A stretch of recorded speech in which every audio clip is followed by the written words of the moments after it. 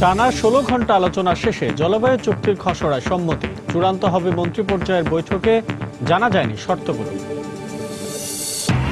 Is নির্মূল নয়, আসাদকে ক্ষমতা থেকে সরানোই পাশ্চাত্যের মূল উদ্দেশ্য, অভিযোগ ল্যাভরভের। বহির্বিশ্বের সমর্থিত জঙ্গি গোষ্ঠীর সঙ্গে আলোচনায় বসতে দামেস্কের অস্বীকৃতি। তুরস্কের বিরুদ্ধে জাতিসংঘে আনুষ্ঠানিক অভিযোগ দাখিল করতে যাচ্ছে ইরাক। রাশিয়া ও ইরানের মদদেই বাগদাদের এই পদক্ষেপ, অভিযোগ এরদোয়ানের। এবং ট্রাম্পের বিরুদ্ধে যুক্তরাষ্ট্রের নীতি ও আদর্শ লঙ্ঘনের অভিযোগ হিলারির। আইন অমান্য করেছেন হিলারিও, পাল্টা মন্তব্য ট্রাম্পের।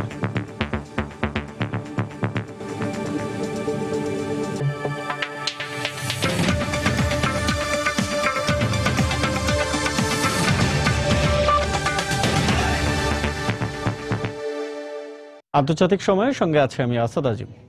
অবশেষে জলবায়ু ইস্যুতে একটি চুক্তির খসড়া চূড়ান্ত করা হয়েছে। প্যারিস জলবায়ু সম্মেলনের বর্ধিত দিনে টানা ১৬ ঘন্টা কর্মকর্তা ও বিশেষজ্ঞ পর্যায়ের আলোচনার পর খসড়াটি চূড়ান্ত হয়। চুক্তির শর্তগুলো নিয়ে বিস্তারিত কিছু বলা না হলেও ফরাসি পররাষ্ট্র মন্ত্রণালয়ের এক কর্মকর্তা জানান, আজ স্থানীয় সময় সকাল 10:30টায় খসড়াটি অনুমোদনের জন্য মন্ত্রী পর্যায়ের বৈঠকে উপস্থাপন করা হবে।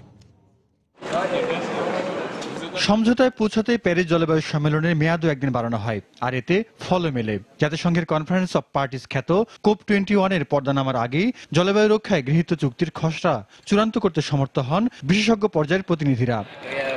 খসড়াটি জাতিসংঘের 6টি দাপ্তরিক ভাষায় অনুবাদের পর আজই প্যারিসের স্থানীয় সময় সকাল 10:30টায় মন্ত্রী পর্যায়ের বৈঠকে উপস্থাপন করা হবে। সেখানেই নির্ধারিত হবে চুক্তির খসড়াটি চূড়ান্ত অনুমোদন পাবে কিনা। একটি সার্থক চুক্তির আশায় গেল মাসের 30শে নভেম্বর প্রায় 200 দেশের অংশগ্রহণে শুরু হয় জলবায়ু সম্মেলন। টানা 2 সপ্তাহের আলোচনা পর্যালোচনার পর চুক্তি সইয়ের উপযুক্ত পরিবেশ সৃষ্টি হয়। শুক্রবার সম্মেলনের সভাপতি লরা ফ্যাবুস সাংবাদিকদের বলেন, যে সুযোগ সামনে এসেছে তা সবার গ্রহণ করা উচিত। জলবায়ু রক্ষায় একটি উচ্চাকাঙ্ক্ষী চুক্তিতে পৌঁছাতে এর চেয়ে উপযুক্ত পরিস্থিতি আর কখনো সৃষ্টি হয়নি। সর্বশেষ সিদ্ধান্তটি নির্ভর করছে মন্ত্রীদের পছন্দের উপর। সমঝোতার পথে প্রধান অন্তরায় হিসেবে দাঁড়িয়েছিল চীন। শুক্রবার তারা নিজেদের নমনীয় হওয়ার কথা জানায়। সম্মেলনে যোগ দেওয়া মার্কিন প্রতিনিধি দলের প্রধানের সঙ্গে এক বৈঠকের পর এই কথা জানান চীনের প্রতিনিধি দলের প্রধান শি জিনহুয়া।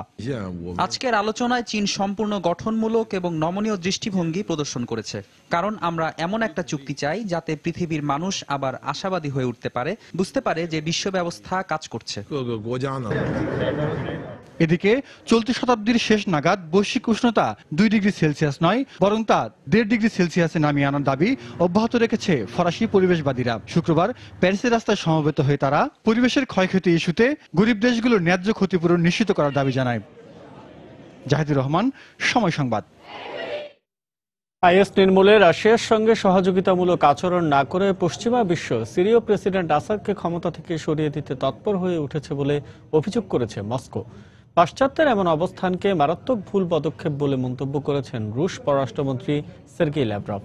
তবে আইএস বিরোধী লড়াইয়ে সিরিয়ার মধ্যপন্থী বিদ্রোহীদের সহযোগিতা দিয়ে আসার রুশ দাবি নিয়ে প্রশ্ন তুলেছে যুক্তরাষ্ট্র। এদিকে বহির্বিশ্বে সমর্থিত কোনো জঙ্গি গোষ্ঠীর সঙ্গে আলোচনায় বসতে অস্বীকৃতি জানিয়েছেন সিরীয় প্রেসিডেন্ট বাশার আল আসাদ। সিরিয়ার আলেপ্পোয় একটি সেনা ব্যারাক ধ্বংসের দাবি করে সম্প্রতি অনলাইনে ভিডিও প্রকাশ করে প্রেসিডেন্ট আসাদ বিরোধী সশস্ত্র বিদ্রোহী গোষ্ঠী ফুরসান আল হক ব্রিগেড। তবে এতে হতাহতের বিষয়ে কিছু বলা হয়নি। দেশটিতে চলমান এ সংকট সমাধানে সৌদি আরবের উদ্যোগে রিয়াদে চলমান আলোচনায় শুক্রবার সিরিয়ার বিরোধী ও সশস্ত্র বিদ্রোহী গোষ্ঠীগুলো আসাদ সরকারের সঙ্গে আলোচনায় বসতে রাজি হয়। তবে এ বৈঠকে পাশ্চাত্য সহ বিভিন্ন দেশের মদদে জঙ্গি গোষ্ঠীগুলো অংশ নিয়েছে দাবি করে বাইরের কোনো গোষ্ঠীর সঙ্গে সমঝোতায় যেতে অস্বীকৃতি জানিয়েছেন প্রেসিডেন্ট বাশার আল আসাদ। শুক্রবার স্প্যানিশ বার্তা সংস্থা EFE কে দেয়া এক সাক্ষাৎকারে যে কোনো আলোচনার আগে অবশ্যই বিদ্রোহী গোষ্ঠীগুলোকে অস্ত্র সমর্পণ করতে হবে বলেও জানিয়ে দেন তিনি। এ অবস্থায় রিয়াদে সিরিয়ার বিরোধী দলগুলোর আলোচনার বিষয়ে স্পষ্ট করে কিছু না বললেও সিরিয়ায় আইএস দমনের চেয়ে যুক্তরাষ্ট্র সহ বিভিন্ন দেশ প্রেসিডেন্ট আসাদকে ক্ষমতা থেকে সরানোকে বেশি গুরুত্ব দিচ্ছে বলে মন্তব্য করেছেন রুশ পররাষ্ট্রমন্ত্রী। সবার উচিত এই মুহূর্তে সিরিয়ার জঙ্গি গোষ্ঠীগুলোকে চিহ্নিত করা। এর পাশাপাশি সিরিয়ার সরকার ও বিরোধী দলীয় প্রতিনিধিদের মধ্যে জাতিসংঘের মধ্যস্থতায় সমঝোতার উদ্যোগকে সহযোগিতা করা। এর আগে শুক্রবার মস্কোয় অনুষ্ঠিত প্রতিরক্ষা মন্ত্রণালয়ের বার্ষিক সভায় সিরিয়ায় নিজেদের সামরিক বাহিনীর জন্য যে কোনো হুমকি তাৎক্ষণিকভাবে ধ্বংস ও জঙ্গি বিরোধী অভিযান আরও জোরদারের নির্দেশ দেন রুশ প্রেসিডেন্ট ভ্লাদিমির পুতিন। সিরিয়ায় রুশ বিমান হামলায় আইএস ব্যাপক ক্ষয়ক্ষতির শিকার হচ্ছে বলেও জানান তিনি। Военнослужащие в Сирии прежде всего защищают свою. সিরিয়ায় আইএস বিরোধী লড়াইয়ে সামরিক বাহিনীর পাশাপাশি আমরা আসাদ বিরোধী ফ্রি সিরিয়ান আর্মিকে সামরিক সহায়তা দিয়ে আসছি। হোমস, হামা, আলেপ্পো ও রাক্কায় প্রায় 5,000 সিরীয় সেনা ও যোদ্ধা জঙ্গিদের বিরুদ্ধে লড়াই করছে। Нанести серьезный ущерб. তবে সিরিয়ার মধ্যপন্থী বিদ্রোহীদেরকে রাশিয়ার সহযোগিতা দেওয়ার বিষয়ে নিশ্চিত হতে পারছে না যুক্তরাষ্ট্র। আইএস দমনের নামে মস্কো আসাদ সরকার বিরোধীদের অবস্থানে বিমান হামলা চালাচ্ছে বলে অভিযোগ করেছেন মার্কিন পররাষ্ট্র মন্ত্রণালয়ের মুখপাত্র জন কার্বি। রিয়াদুল ইসলাম, সময় সংবাদ। সার্বভৌমত্ব লঙ্ঘনের অপরাধে তুরস্কের বিরুদ্ধে জাতিসংঘের কাছে আনুষ্ঠানিকভাবে অভিযোগ দাখিল করতে যাচ্ছে ইরাক। মাসুল থেকে তুর্কি সেনা প্রত্যাহার না করায় এই অভিযোগ দাখিলের জন্য ইরাকের পররাষ্ট্রমন্ত্রীকে নির্দেশ দিয়েছেন প্রধানমন্ত্রী হায়দার আল আবাদি। একই সঙ্গে ইরাকে তুরস্কের সামরিক হস্তক্ষেপ প্রত্যাহারের চাপ প্রয়োগ করতে জাতিসংঘ নিরাপত্তা পরিষদের কাছে দাবি জানিয়েছেন প্রধানমন্ত্রী আবাদি। এদিকে জাতিসংঘের নিরাপত্তা পরিষদে ইরাকের আনুষ্ঠানিক অভিযোগ দাখিলের সিদ্ধান্তের সমালোচনা করেছেন তুরস্কের president Recep Tayyip Erdogan. Iraq থেকে তুর্কি সেনা ফিরিয়ে নেওয়া হবে না বলেও জানিয়ে দেন তিনি। But the Iraqi government accused them of breaching national and threatened to take it up with the UN. Iraq জাতিসংঘের নিরাপত্তা পরিষদের কাছে সাহায্য চাইতে পারে, এটা তাদের অধিকার, কিন্তু এটা কোনো ভালো পদক্ষেপ হবে না। আমি মনে করি রাশিয়া ও ইরানের ইঙ্গিতেই ইরাক তুরস্কের বিরুদ্ধে অসহযোগিতামূলক আচরণ করছে। ইয়েমেনের যুদ্ধ বন্ধ করে শান্তিপূর্ণ উপায়ে রাজনৈতিক সংকট সমাধানের আভাস দিয়েছেন প্রধানমন্ত্রী খালিদ বাহা। এ লক্ষ্যে আগামী 15 ডিসেম্বর ইয়েমেনে যুদ্ধরত পক্ষগুলো জেনেভায় বৈঠকে বসছে বলে জানিয়েছেন গণমাধ্যম। এদিকে যুদ্ধবিধ্বস্ত ইয়েমেনে সৌদি জোট শিশুদের উপর হামলা চালাচ্ছে বলে অভিযোগ করেছে অ্যামনেস্টি ইন্টারন্যাশনাল। এই অবস্থায় সেখানে একটি দীর্ঘমেয়াদী শান্তি চুক্তি প্রয়োজন বলে দাবি করছেন বিভিন্ন সংগঠনের নেতাকর্মী ও বিশিষ্টজনেরা। ইয়েমেনে হাউথি বিদ্রোহী হাদি বাহিনী ও সৌদি জোটের ত্রিমুখী লড়াইয়ে পাল্টে গেছে রাজধানী সানার চিরচেনা চিত্র। জোটের বোমা হামলায় বিধ্বস্ত সেখানকার আবাসিক ও প্রশাসনিক ভবন সহ রাষ্ট্রীয় অবকাঠামোগুলো। এই দুরবস্থার দ্রুত অবসানে ইয়েমেনের যুদ্ধ বন্ধ করে দীর্ঘমেয়াদী শান্তি চুক্তির উদ্যোগ নিতে ইয়েমেন সরকারের প্রতি আহ্বান জানিয়েছেন দেশটির বিশিষ্টজনেরা। এই যুদ্ধ আমাদের শেষ করে দিচ্ছে। ছোট ছোট যুদ্ধবিরতি এই সংকট সমাধানের জন্য যথেষ্ট নয়। আমরা চাই জাতিসংঘের মধ্যস্থতায় সব পক্ষ অস্ত্র সংবরণে সম্মত হোক। আমরা একটি কার্যকর শান্তি চুক্তি দেখতে চাই এবার, যার মধ্য দিয়ে সত্যিকার অর্থে রাজনৈতিক পরিবর্তন আসবে। এটাই এই মুহূর্তে সবচেয়ে জরুরি। ইয়েমেনে অবিলম্বে যুদ্ধবিরতি প্রয়োজন বলে জানিয়েছে অ্যামনেস্টি ইন্টারন্যাশনালও। শুক্রবার সৌদি জোটের হামলার তীব্র নিন্দা জানিয়ে প্রকাশ করা এক বিবৃতিতে অ্যামনেস্টি দাবি করে হাউথি নিধনের নামে সৌদি জোট বিভিন্ন নাগরিক অবকাঠামো ও স্কুলে হামলা চালিয়ে শিশুদের হত্যা করছে। অভ্যন্তরীণ ও বহির্বিশ্বের এমন চাপের মুখে অবশেষে শান্তি আলোচনায় বসতে রাজি হয়েছে হাদি সরকার। শুক্রবার প্রধানমন্ত্রী খালিদ বাহার পক্ষ থেকেও যুদ্ধ বন্ধে আলোচনা শুরুর বিষয়ে সবুজ সংকেত পাওয়া গেছে। এর আগে ইয়েমেন সংকট নিরসনে জাতিসংঘের মধ্যস্থতায় আলোচনায় বসতে সম্মত হয় হাউতিরা। আগামী 15 ডিসেম্বর সুইজারল্যান্ডের জেনেভায় প্রথম বৈঠকে বসতে যাচ্ছেন তারা। আমরা ইয়েমেনের জনগণকে জানাতে চাই, এই আলোচনার মধ্যে দিয়ে 8 মাস ধরে চলা ভয়াবহ যুদ্ধ বন্ধের সর্বাত্মক চেষ্টা করব। আমরা হাউথি বিদ্রোহী ও আব্দুল্লাহ সালের চাপিয়ে দেয়া এই যুদ্ধ থেকে আমাদের দেশের মানুষকে এবার মুক্ত করবই। প্রেসিডেন্ট হাদি এর মধ্যেই জাতিসংঘ মহাসচিবের কাছে 7 দিনের যুদ্ধবিরতির লক্ষ্যে একটি চিঠি দিয়েছেন। বিরোধীরা চাইলে এই 7 দিন পর দীর্ঘমেয়াদী শান্তি চুক্তি হতে পারে আমাদের মধ্যে। এদিকে ইয়েমেনের টাইজে এখনো চলছে হাদি বাহিনী ও হাউথি বিদ্রোহীদের সংঘর্ষ। জোটের বিমান হামলাও অব্যাহত রয়েছে সেখানে। এর জবাবে শুক্রবার হাউথিরা সৌদি সীমান্তের 2টি গ্রাম দখল করে নিয়েছে বলে জানায় ইরানি গণমাধ্যম প্রেস টিভি। সঞ্জিদা ইসলাম, সময় সংবাদ। আফগানিস্তানের রাজধানী কাবুলে স্পেনের দূতাবাসের কাছে একটি গেস্ট হাউসে তালেবানের জিম্মি ঘটনার অবসান হয়েছে। জঙ্গি হামলা ও নিরাপত্তা বাহিনীর পাল্টা অভিযানে ঘটনায় 4 আফগান সেনা, স্পেনের 2 জন নিরাপত্তা কর্মী ও হামলাকারী 4 জন নিহত হয় বলে জানায় কর্তৃপক্ষ। এছাড়া একজন বেসামরিক নাগরিকও নিহত হয়। দীর্ঘ সময়ের অভিযানে হামলাকারী সব তালেবান সদস্যকে হত্যার মধ্য দিয়ে শনিবার সকালে জিম্মি সংকটের অবসান হওয়ার কথা জানায় আফগান কর্তৃপক্ষ। এ ঘটনায় প্রায় 50 জন আফগান ও বিদেশি নাগরিককে উদ্ধার করা হয়। এদের মধ্যে অন্তত 9 জন আহত হন। শুক্রবার কাবুলের শেরপুর এলাকায় আত্মঘাতী গাড়ি বোমা হামলা চালানোর পর স্পেনের দূতাবাসের কাছে অবস্থিত একটি বিদেশি গেস্ট হাউসে অবস্থান নেয় জঙ্গিরা।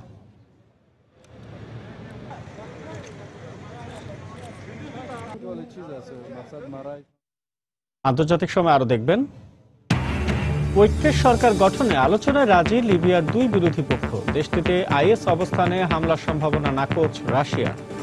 মুসলিম বিরোধী বক্তব্যের জের ধরে ট্রাম্প ও হিলারি ক্লিন্টনের মধ্যে কথায় আক্রমণ পাল্টা আক্রমণ চলছে। বিরূপ মন্তব্য করে অন্যকে আঘাত করা যুক্তরাষ্ট্রের নীতি ও আদর্শ স্পষ্ট লঙ্ঘন বলে মন্তব্য করেছেন মার্কিন প্রেসিডেন্ট নির্বাচনে ডেমোক্র্যাট দলের মনোনয়ন প্রত্যাশী হিলারি ক্লিন্টন। এর কয়েক ঘন্টা পরেই হিলারির বিরুদ্ধে আইন লঙ্ঘনের অভিযোগ রয়েছে বলে পাল্টা বক্তব্য দেন রিপাবলিকান দলের মনোনয়ন প্রত্যাশী ট্রাম্প। মুসলিম বিদ্বেষী বক্তব্যের কারণে ট্রাম্পের বিরুদ্ধে নিন্দা ও আন্দোলন অব্যাহত রয়েছে। শুক্রবার যুক্তরাষ্ট্রে ওকলাহোমা রাজ্যের টুলসায় একটি জনসমাবেশে বক্তব্য দেন মার্কিন প্রেসিডেন্ট নির্বাচনে ডেমোক্রেটিক দলের মনোনয়ন প্রত্যাশী হিলারি ক্লিন্টন। বক্তব্যের শুরুতেই রিপাবলিকান দলের পক্ষে মনোনয়ন প্রত্যাশী ট্রাম্পকে আক্রমণ করেন হিলারি। একটি জাতিগোষ্ঠীকে উল্লেখ করে বৈষম্যমূলক মন্তব্য করা একজন নেতার পক্ষে কোনোভাবেই শোভন নয় বলে মন্তব্য করেন তিনি। মার্কিন সমাজ ঐক্যে ও সমন্বয়ে বিশ্বাসী। এ সমাজের উন্নয়ন, আন্দোলন বা যুদ্ধ কোনো কিছুই মুসলমানদের বাদ দিয়ে সম্ভব নয়। আমরা সবাই জানি যুক্তরাষ্ট্রের সন্ত্রাস বিরোধী যুদ্ধে মুসলমান মার্কিনরা একটি গুরুত্বপূর্ণ অংশ। তাদের আঘাত করে এ ধরনের কটু মন্তব্য দেওয়ার আগে ট্রাম্পের আরেকটু চিন্তা করা উচিত ছিল। এই বক্তব্যের কয়েক ঘন্টার মাথায় হিলারির ওপর পাল্টা আক্রমণ করেন ট্রাম্প। আইওয়া অঙ্গরাজ্যের ডেস ময়েনেসের এক মনোনয়ন সভায় ট্রাম্প বলেন, তাকে নিয়ে ভাববার আগে ডেমোক্র্যাট নেত্রীর ভাবা উচিত ছিল তার নিজের বিরুদ্ধে কতবার আইন ভঙ্গের অভিযোগ উঠেছে। আমি সবার ক্ষেত্রে ন্যায়সঙ্গত মতামত দেওয়ার চেষ্টা করি, হিলারির ক্ষেত্রেও তাই। কিন্তু আমার এই ডেমোক্র্যাট বন্ধু বোধহয় ভুলে গেছেন ব্যক্তিগত ইমেইলের জের ধরে তাকেও কয়েকবার আইনি প্রক্রিয়ার মুখোমুখি হতে হয়েছে। এটা আমার কথা নয়। দেশের নামি দামি আইনজীবীরা তার বিরুদ্ধে আইন লঙ্ঘনের অভিযোগ এনেছেন। ট্রাম্প যখন আইওয়ায় এমন বক্তব্য রাখছেন, তখন নিউ ইয়র্কে তার বিরুদ্ধে আন্দোলন করছে শত শত মানুষ। ট্রাম্প যুক্তরাষ্ট্রের ঐক্য ও সম্প্রীতির অমর্যাদা করেছেন বলে অভিযোগ তোলে আন্দোলনকারীরা।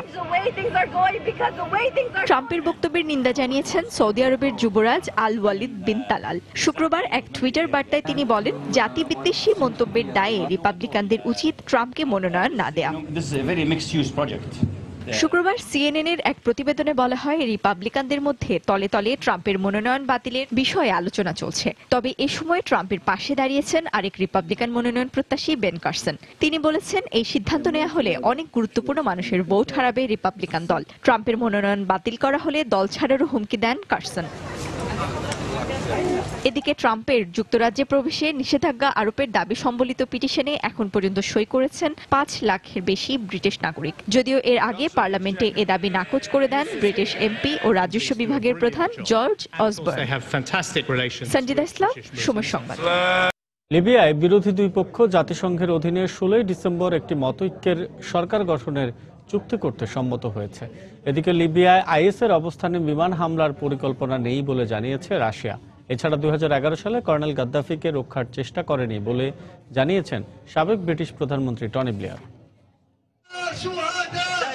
আরব বসন্তের ঢেউ ও আন্তর্জাতিক হস্তক্ষেপে লিবিয়ায় 2011 সালের অক্টোবরে দীর্ঘদিনের স্বৈরশাসক গাদ্দাফির পতন ঘটে। অস্থিতিশীল হয়ে ওঠা দেশটিতে 2014 আগস্টে কট্টর ইসলামপন্থী একটি মিলিশিয়া জোট রাজধানী ত্রিপোলি দখলে নেয়। সেই থেকে ত্রিপোলি ও পূর্বাঞ্চলীয় তবরুকে চলছে 2 সরকারের শাসন। এর ওপর মধ্যপ্রাচ্যের বিস্ফোরা আইএসও সম্প্রতি দেশটিতে ঘাঁটি গেড়েছে।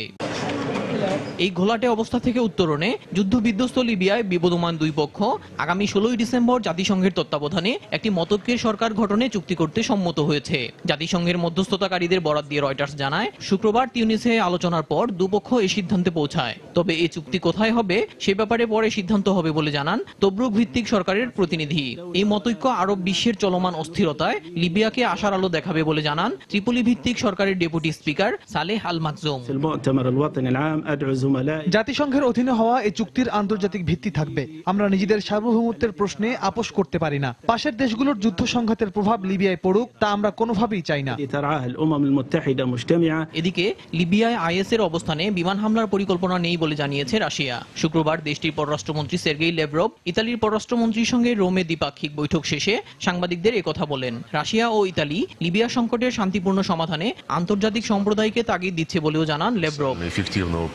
এদিকে 2011 সালে লিবিয়ায় সংঘর্ষ চলাকালে কর্নেল গাদ্দাফিকে কোনোভাবে বাঁচানোর চেষ্টা করেননি বলে জানিয়েছেন সাবেক ব্রিটিশ প্রধানমন্ত্রী টনি ব্লেয়ার। শনিবার বিবিসি জানায় হাউস অব কমন্সের বিদেশ বিষয়ক কমিটির সঙ্গে 90 মিনিটের এক আলোচনায় একথা জানান ব্লেয়ার।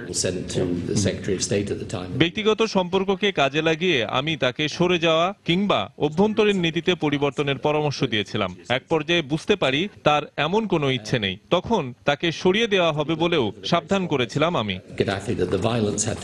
তবে সেই সময় একদিন 24 ঘন্টায় গাদ্দাফির সঙ্গে 2-3 বার ফোনে কথা হয় বলে স্বীকার করেন তিনি। দেলোয়ার হোসেন, সময় সংবাদ। লিবিয়ার সাবেক প্রেসিডেন্ট মুয়াম্মার গাদ্দাফির ছেলে হ্যানিবাল গাদ্দাফিকে লেবানন থেকে অপহরণের পর ছেড়ে দিয়েছে সন্ত্রাসীরা। শনিবার দেশটির বালবেক শহরে তাকে ছেড়ে দেওয়া হয়। সেখান থেকে তাকে বৈরুতে পাঠানো হবে বলে জানিয়েছে পুলিশ। শিয়া সমর্থিত লেবানিজ আমাল মুভমেন্ট নামে একটি উগ্রপন্থী সংগঠন তাকে অপহরণ করে বলে জানায় আন্তর্জাতিক গণমাধ্যম। বুধবার লেবাননের একটি টেলিভিশনে অপহৃত হ্যানিবালের একটি ভিডিও প্রকাশ করে সংগঠনটি। এতে প্রায় 1 দশক আগে লিবিয়ায় নিখোঁজ হওয়া এক শিয়া ধর্মীয় নেতার ভাগ্যে কি ঘটেছে সে বিষয়ে তথ্য দিতে দাবি জানানো হয়। এ সময় ধর্মীয় ওই নেতার বিষয়ে কেউ কোনো তথ্য জেনে থাকলে তা দ্রুত জানানোর আহ্বান জানান হ্যানিবাল।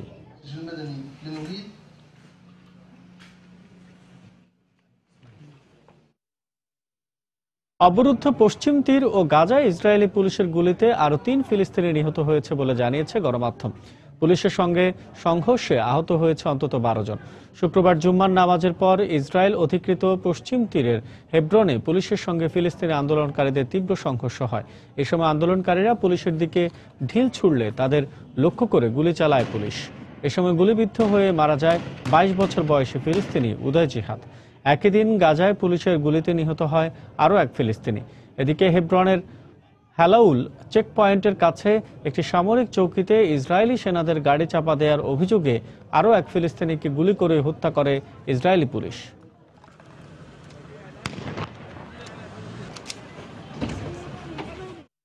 ইউক্রেনের পূর্বাঞ্চলীয় এলাকাগুলোর সঙ্গে সমঝোতায় কিয়েভ রাজি নয় বলে অভিযোগ করেছে জাতিসংঘে রাশিয়ার বিশেষ দূত তিভালি চুরকিন।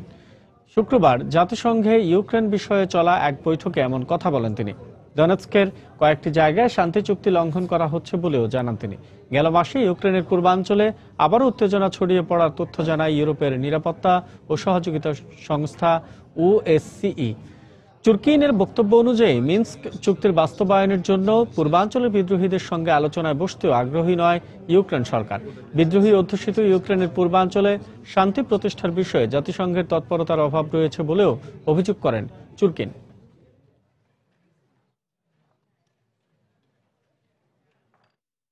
ইউক্রেনের পার্লামেন্টে অধিবেশনের সময় দেশটির প্রেসিডেন্ট ও প্রধানমন্ত্রীর পক্ষের সংসদ সদস্যদের মধ্যে হাতাহাতির ঘটনা ঘটেছে। প্রধানমন্ত্রী আর্সেনি ইয়াতসেনিউক অধিবেশনে বক্তব্য দেওয়ার সময় রাষ্ট্রপতি পক্ষের এক সাংসদ তাকে জোর করে মঞ্চের বাইরে তুলে আনেন। তবে হাতাহাতি থেমে যাবার পর দুদলের পক্ষ থেকেই ক্ষমা চাওয়া হয়েছে। শুক্রবার ইউক্রেনের পার্লামেন্টে দেশটির প্রধানমন্ত্রী যখন তার সরকারের সাফল্য তুলে ধরে বক্তব্য দিচ্ছিলেন, তখন হঠাৎ করেই একজন সাংসদকে দেখা গেল ফুলের তোড়া নিয়ে এগিয়ে যেতে। তোড়াটি প্রধানমন্ত্রীর হাতে দেওয়ার পর আচমকাই তাকে পাঁজা কোলে করে মঞ্চের বাইরে নিয়ে আসেন প্রেসিডেন্ট পক্ষের ওই সাংসদ। এরপরে শুরু হয়ে যায় তুমুল হট্টগোল আর মারামারি। এই ঘটনা চোখে আঙুল দিয়ে বিশ্ববাসীকে দেখিয়ে দেয় প্রেসিডেন্ট ও প্রধানমন্ত্রীর মধ্যে কেমন দ্বন্দ্ব চলছে। পরিস্থিতি শান্ত হলে প্রধানমন্ত্রী আবারও বক্তব্য দেন। গত 20 বছরে যেসব পদক্ষেপ কেউ নেয়নি সেগুলো আমি নিয়েছি দেশের স্বার্থে। আমি এখানে আমার নিজের জনপ্রিয়তা যাচাই করতে আসিনি, দেশের সংস্কারের জন্য এসেছি। আপনাদের সাংবিধানিক ক্ষমতা আছে ভোটের মাধ্যমে আমার মন্ত্রিসভার অপসারণের। ভোটাভুটি করুন আপনারা, আমি ফলাফল মেনে নেব। পার্লামেন্টের ভেতরে যখন হট্টগোল, তখন প্রধানমন্ত্রীর পদত্যাগ দাবিতে পার্লামেন্টের বাইরে বিক্ষোভ করে শত শত মানুষ। গত বছর রুশপন্থী প্রেসিডেন্ট ভিক্টর ইয়ানুকোভিচের পতনের পর পশ্চিমাপন্থী ইয়াতসেনিউক প্রধানমন্ত্রীর দায়িত্ব নেন। তবে তার সমর্থন নাটকীয়ভাবে কমে গেছে এবছর। পূর্ব ইউক্রেনের যুদ্ধ নিয়ে সংকট ছাড়াও ইউক্রেনের অর্থনৈতিক সংকট দেশটিকে বিপর্যস্ত করে ফেলেছে। রাশিয়ার কাছ থেকে নেওয়া $300 কোটি ঋণ পরিশোধের শেষ সময় আগামী 20 ডিসেম্বর। কিন্তু মস্কোকে এ অর্থ ফেরত দেওয়া সম্ভব নয় বলে জানিয়েছে কিয়েভ। পরিস্থিতি উত্তরণে আইএমএফ ইউক্রেনকে বিশাল অঙ্কের ঋণ দিতে সম্মত হয়েছে। এজন্য তাদের নীতিতেও পরিবর্তন এনেছে আইএমএফ। অর্থনৈতিক সংস্কার আর দুর্নীতি দমন করে ব্যর্থ রাষ্ট্র হিসেবে গণ্য হওয়া থেকে পরিত্রাণের এটি শেষ সুযোগ বলে গত সপ্তাহে মন্তব্য করেন মার্কিন ভাইস প্রেসিডেন্ট জো বাইডেন। সরকারকে দেশের প্রতিটি ক্ষেত্র থেকে দুর্নীতি দূর করতে কঠোর পদক্ষেপ নিতে হবে। আইন ও বিচার বিভাগের দুর্নীতি দূর করতে অনেক কাজ করতে হবে। তাহলেই যুক্তরাষ্ট্র এদেশের পাশে থাকতে পারবে। এই শেষ সুযোগ কাজে লাগাতে না পারলে ইউক্রেনের ভবিষ্যৎ কি হবে তা কেউ বলতে পারছে না। ইউক্রেনকে দুর্নীতিমুক্ত করতে নেওয়া বিভিন্ন সংস্কারমূলক পদক্ষেপের প্রতিক্রিয়ায় দেশটির অভ্যন্তরীণ রাজনীতিতে মতানৈক্য দেখা দিয়েছে। আর তারই প্রতিফলন দেখা গেছে শুক্রবার পার্লামেন্টে হাতাহাতির ঘটনায়। হাফসাতুন্নেসা, সময় সংবাদ। আন্তর্জাতিক সময় আরো দেখবেন, ভারতের সঙ্গে জাপানের দ্বিপাক্ষিক স্বার্থ সংশ্লিষ্ট বেশ কয়েকটি চুক্তি সই। জাপানে বিনিয়োগ করতে ভারতীয় ব্যবসায়ীদের আহ্বান অ্যাবের। সৌদি আরবে প্রথমবারের মতো নির্বাচনে অংশ নিচ্ছেন নারীরা। কেবল ভোটাধিকার প্রয়োগই নয়, প্রার্থী হিসেবেও নির্বাচনে অংশ নিতে যাচ্ছেন তারা। 2011 সালে প্রয়াত বাদশাহ আবদুল্লাহর জারি করা ডিক্রি অনুযায়ী প্রথমবারের মতো দেশের পৌর কাউন্সিল নির্বাচনে অংশ নিলেন তারা। এবারের নির্বাচনে 6140 প্রার্থীর মধ্যে প্রায় 978 জনই নারী প্রার্থী। 2100 পৌর কাউন্সিল নির্বাচনে প্রায় 1,30,000 নারী সহ 1.5 কোটি ভোটার অংশ নেওয়ার কথা রয়েছে। এছাড়া সংরক্ষিত আরও 1050টি কাউন্সিলর পদে নিয়োগ পাবেন বাদশাহ মনোনীত ব্যক্তিরা। নির্বাচনের ভোট গ্রহণ শেষে শনিবারই নির্বাচনের ফলাফল প্রকাশের কথা রয়েছে।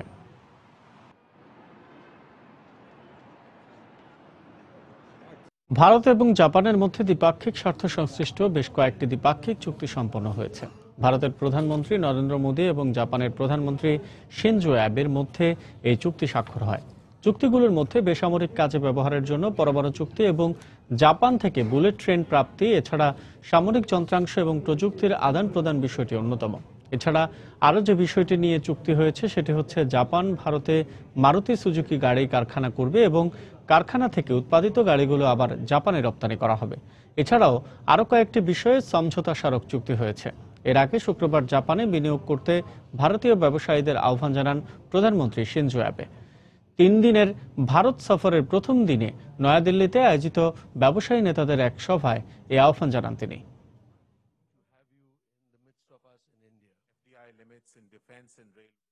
ভারতের প্রধানমন্ত্রী নরেন্দ্র মোদীর সঙ্গে দেখা করেছেন পাকিস্তানের বিরোধী দলীয় নেতা ইমরান খান। শুক্রবার দলের অন্যান্য জ্যেষ্ঠ নেতাদের নিয়ে ভারতীয় রাজধানী দিল্লিতে দেখা করার সময় নরেন্দ্র মোদীকে পাকিস্তান সফরের আমন্ত্রণ জানান ইমরান খান। ভারতের পররাষ্ট্র মন্ত্রণালয়ের এক মুখপাত্র জানান, সাক্ষাতের সময় সাম্প্রতিককালে দুই দেশের সম্পর্কের উন্নয়নকে স্বাগত জানান তারা। ভবিষ্যতেও তারা সুসম্পর্কের এই ধারা অব্যাহত থাকার আশাবাদ ব্যক্ত করেন। দুই দেশের মধ্যে সর্বশেষ দ্বিপাক্ষিক সংলাপ হয় 2012 সালের সেপ্টেম্বরে। গেল 3 বছরে আত্মহত্যা করেছেন 413 ভারতীয় সেনা সদস্য। শুক্রবার ভারতের লোকসভায় দেয়া ভাষণে এই তথ্য জানান দেশটির প্রতিরক্ষা মন্ত্রণালয়ের প্রতিমন্ত্রী ইন্দ্রজিৎ সিং। আত্মহত্যার তালিকায় শীর্ষে রয়েছেন স্থলবাহিনীর সদস্যরা, এদের মধ্যে 334 জনই জওয়ান। এছাড়া বিমান বাহিনীর 67 ও নৌবাহিনীর 12 সদস্য আত্মহত্যা করেছেন। পেশাগত ঝামেলা, মানসিক চাপ, পারিবারিক ও আর্থিক সমস্যার কারণে আত্মহত্যার পথ বেছে নিচ্ছেন সেনা সদস্যরা। সেনা সদস্যদের মধ্যে আত্মহত্যার প্রবণতা কমাতে প্রশিক্ষণ সহ নানামুখী কর্মসূচি হাতে নেওয়া হয়েছে বলে জানান ইন্দ্রজিৎ সিং।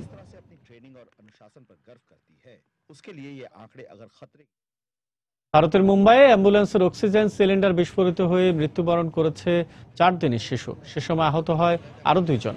সিলিন্ডার বিস্ফোরণের অ্যাম্বুলেন্সে আগুন ধরে গেলে হতাহতের ঘটনা ঘটে। আহতরা চিকিৎসক ও সেবিকা বলে জানায় সংবাদ মাধ্যম। এ সময় পাশে দাঁড়িয়ে থাকা অপর এক অ্যাম্বুলেন্সেও আগুন ধরে যায়। পরে ঘটনাস্থলে পৌঁছে আগুন নেভায় দমকল বাহিনীর সদস্যরা। মুম্বাইয়ের থানে জেলা সরকারি হাসপাতালে জন্ম নেওয়া শিশুটিকে উন্নত চিকিৎসার জন্য অন্য এক হাসপাতালে নেওয়ার জন্য অ্যাম্বুলেন্সে তোলা হয়েছিল।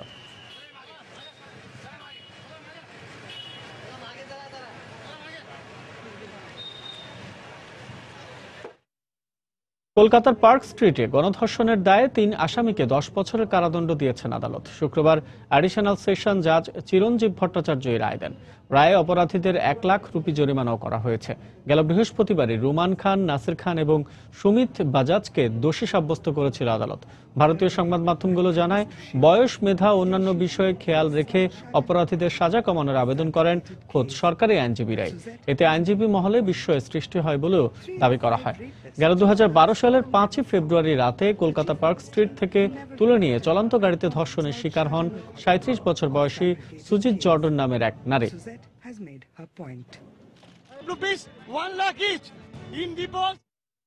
নাইজেরিয়ার উত্তর পূর্বাঞ্চলে জঙ্গি গোষ্ঠী বোকো হারামের হামলায় অন্তত 14 জন নিহত হয়েছে। আহত হয়েছে আরো অনেকে। বর্নো প্রদেশের কামুয়া গ্রামে বোকো হারাম হামলা চালায় বলে শুক্রবার প্রত্যক্ষদর্শীরা জানায়। হামলার পর জঙ্গিরা অন্তত 7 জনকে শিরশ্ছেদ করে এবং অন্যদের গুলি করে হত্যা করে। এছাড়াও গ্রামে আগুন ধরিয়ে দিলে অধিকাংশ ঘরবাড়ি পুড়ে যায়। হামলায় আহত 6 জনকে বিউ শহরের জেনারেল হাসপাতালে ভর্তি করা হয়েছে।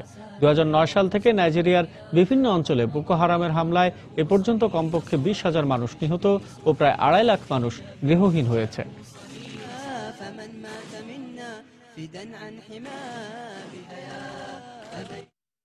বুরুন্ডির রাজধানী বুজুম্বুরায় বেশ কয়েকটি সেনা ঘাঁটিতে একদল বন্দুকধারীর হামলায় হামলাকারী সহ অন্তত 12 জন নিহত হয়েছে বলে জানিয়েছে স্থানীয় সংবাদ মাধ্যম। হামলাকারীদের পরিচয় নিশ্চিত করা না হলেও তাদেরকে সরকার বিরোধী বলে দাবি করেছে ক্ষমতাসীনরা। প্রত্যক্ষদর্শীরা বরাতে সংবাদ মাধ্যম বিবিসি জানায়, স্থানীয় মুসাঘা ও নাগারা এলাকায় কয়েক ঘন্টা ব্যাপী গোলাগুলির শব্দ শোনা গেছে। গেল মে মাসে সামরিক কুর পর এটাই সবচেয়ে বড় সহিংস ঘটনা। বিতর্কিত নির্বাচনে প্রেসিডেন্ট পিয়েরে নকুরুনজাইজা তৃতীয়বারের মতো ক্ষমতায় আসার পদক্ষেপ গ্রহণের পর থেকেই দেশটিতে রাজনৈতিক সহিংসতা ছড়িয়ে পড়ে।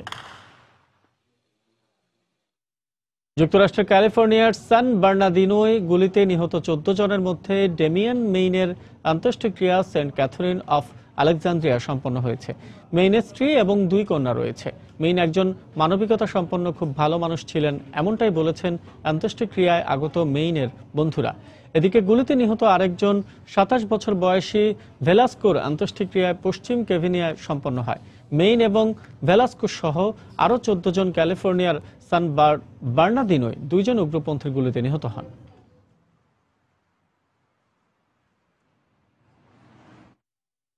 যুক্তরাষ্ট্র এবং কিউবা দুই দেশের মধ্যে সরাসরি পোস্টাল সার্ভিস আদান প্রদানের ব্যাপারে একটা চুক্তিতে পৌঁছেছে। এই চুক্তির ফলে প্রায় 50 বছর পর আবার দুই দেশের মধ্যে চিঠি সহ বিভিন্ন পণ্যের আদান প্রদান শুরু হবে। এই চুক্তির কারণে কিউবা এবং যুক্তরাষ্ট্রের মধ্যে সম্পর্ক উন্নয়নের নতুন অধ্যায় শুরু হবে বলে মনে করছে কিউবার নাগরিকরা।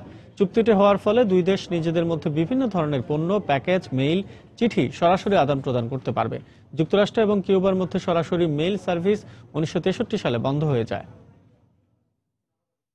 গেল বছর ডিসেম্বরে পাকিস্তানের পেশোয়ারে তালেবান হামলায় নিহত স্কুল ছাত্রদের স্মরণে কুচকাওয়াজ অনুষ্ঠিত হয়েছে। বৃহস্পতিবার ফয়সালাবাদ জেলার বেসরকারি স্কুলগুলোর যৌথ উদ্যোগে আয়োজিত এই অনুষ্ঠানে নিহত শিক্ষার্থীদের শ্রদ্ধাভরে স্মরণ করা হয়। আয়োজকদের পক্ষ থেকে বলা হয়, এই কুচকাওয়াজের মাধ্যমে তারা জঙ্গিদের প্রতি তারুণ্যের শক্তির বার্তা পৌঁছে দিতে চান। গেল বছরের 16 ডিসেম্বর উত্তর পশ্চিমাঞ্চলীয় পেশোয়ারের একটি আর্মি স্কুলে জঙ্গিদের অতর্কিত হামলায় 134 জন শিক্ষার্থী সহ 140 জন নিহত হয়। ভূমি থেকে ভূমিতে নিক্ষেপণযোগ্য মধ্যম পাল্লার ক্ষেপণাস্ত্রের সফল পরীক্ষা চালিয়েছে পাকিস্তান। শাহিন 3 নামের ওই ক্ষেপণাস্ত্রটি পরমাণু ওয়ারহেড বহনে সক্ষম বলে দাবি করেছে পাকিস্তানের আন্তঃবাহিনী জনসংযোগ পরিদপ্তর ISPR। শুক্রবার এক বিবৃতিতে আইএসপিআর জানায় ব্যালিস্টিকে ক্ষেপণাস্ত্রটির পাল্লা 2750 কিলোমিটার, যা আরব সাগরের যে কোনো লক্ষ্যবস্তুতে আঘাত করতে সক্ষম। ক্ষেপণাস্ত্রের পরীক্ষাটি সফল হওয়ায় পাকিস্তানের নিরাপত্তা সক্ষমতা শক্তিশালী হলো বলে মন্তব্য করেছেন সেনাবাহিনীর স্ট্র্যাটেজিক প্ল্যান্স ডিভিশনের মহাপরিচালক লেফটেন্যান্ট জেনারেল মাঝার জামিল। প্রতিবেশী দেশ ভারতের অগ্নি 5 আন্তঃমহাদেশীয় ক্ষেপণাস্ত্র পরীক্ষার সপ্তাহ পার না হতেই পাকিস্তান তাদের ক্ষেপণাস্ত্র পরীক্ষার এই উদ্যোগ নিল।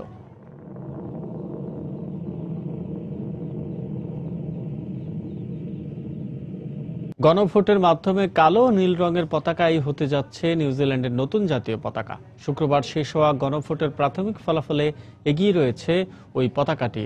এছাড়া যার দ্বিতীয় অবস্থানে রয়েছে লাল, নীল ও সাদা রঙের আরেকটি পতাকা। চূড়ান্ত ফল ঘোষণার পর জাতীয় পতাকা পরিবর্তন করা হবে কিনা এ বিষয়ে আগামী মার্চে আরও একটি গণভোট আয়োজনের কথা রয়েছে।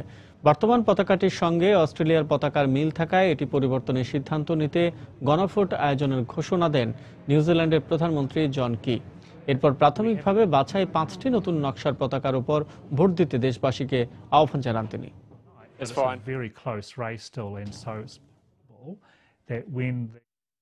ভারতের কিংবদন্তি অভিনেতা দিলীপ কুমারের 93তম জন্মবার্ষিকী পালিত হয়েছে। শুক্রবার মুম্বাইয়ে তার নিজ বাসায় অনুষ্ঠান পালন করা হয়। এ সময় তার স্ত্রী সায়রা বানু ও স্বজনরা উপস্থিত ছিলেন। অবিভক্ত ভারতের পেশোয়ারে 1922 সালে জন্মগ্রহণ করেন এই মহানায়ক। 40 ও 50-এর দশকের জনপ্রিয় অভিনেতা দিলীপ কুমার 1966 সালে তার চেয়ে 22 বছরের ছোট সৌন্দর্য রানী অভিনেত্রী সায়রা বানুকে বিয়ে করেন তিনি। জীবনের 49টি বসন্ত একসাথে কাটিয়েছেন তারা। শুক্রবার দিলীপ কুমারের 93তম জন্মবার্ষিকীতেও তার পাশে ছিলেন সায়রা বানু। 1944 সালে জোয়ার ভাটা চলচ্চিত্রের মাধ্যমে চলচ্চিত্র শিল্পে দিলীপ কুমারের পদার্পণ। তবে এই চলচ্চিত্র তাকে খ্যাতি না এনে দিলেও 1947 সালে জঙ্গু চলচ্চিত্রে অভিনয় করে ব্যাপক প্রশংসা অর্জন করেন দিলীপ কুমার। পরের বছরই বক্স অফিসে ব্যবসা সফল ছিল তার অভিনীত শহীদ চলচ্চিত্রটি। 1949 সালে ত্রিভুজ প্রেমের কাহিনী চলচ্চিত্র আন্দাজ তার চলচ্চিত্র জীবনে যুগান্তকারী পরিবর্তন আনে।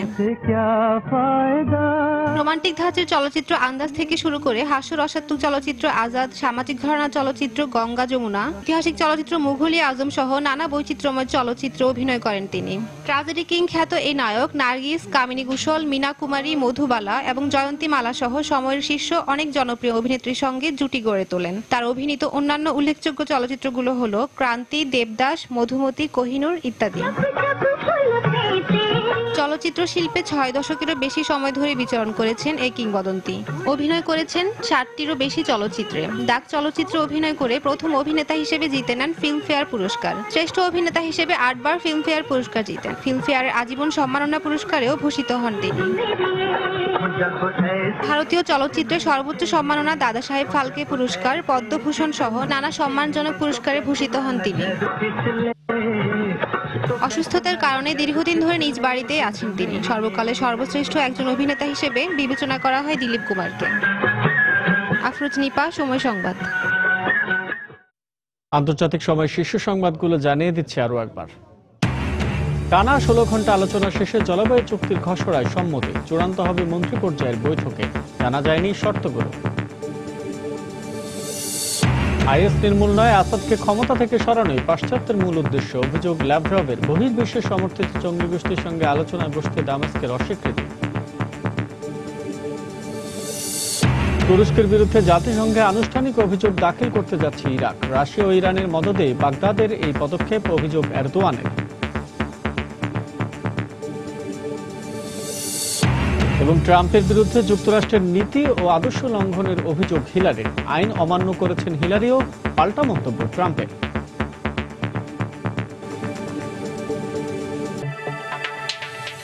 এই ছিল আন্তর্জাতিক সময়ে। যে কোনো খবর পেতে ভিজিট করুন সময় নিউজ.tv।